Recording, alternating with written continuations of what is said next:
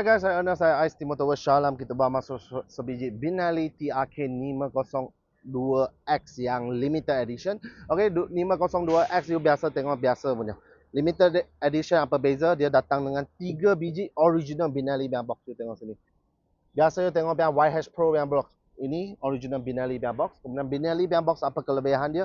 Dia punya box punya size lebih besar, 45 liter. Kalau biasa punya 32 liter saja. Okey. Limited edition tapi bagi you harga yang standard. Okey, motor ni tahun 2020 harga dia hanya 16,500 saja. Okey, 16,500 dengan full accessory dengan color original, accident free. Okey, dari depan dia sudah tambah cover lampu, dia sudah tambah satu spotlight.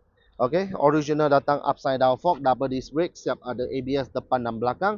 Kemudian limited edition dia punya brake pun kasih Benelli punya. Kalau yang biasa bukan Benelli.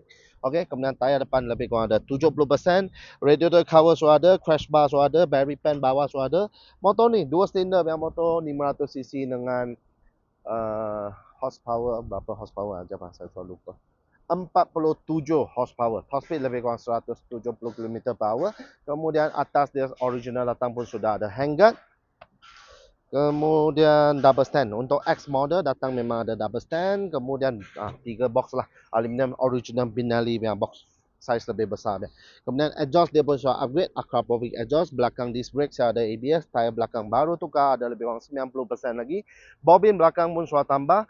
Okey, kemudian sprocket rantai pun cantik lagi. Side stand yang bracket sudah tambah. Atas seat sudah jari, dia sudah letak ini jaring.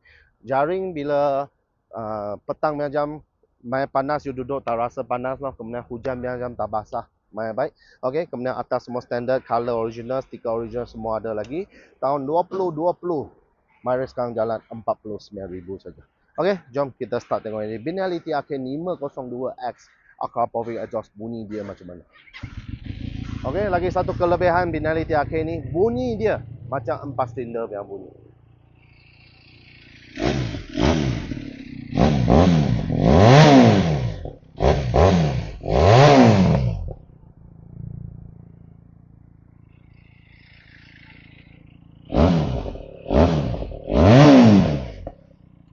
Okey, bunyi dia memang cantik, beli pakai saja, condition semua perfect lagi, tak payah buat apa. Okey, harga pun murah, tahun 2020 Benelli TRK 502X Limited ni, harga jualan sekarang hanya 16,500 saja.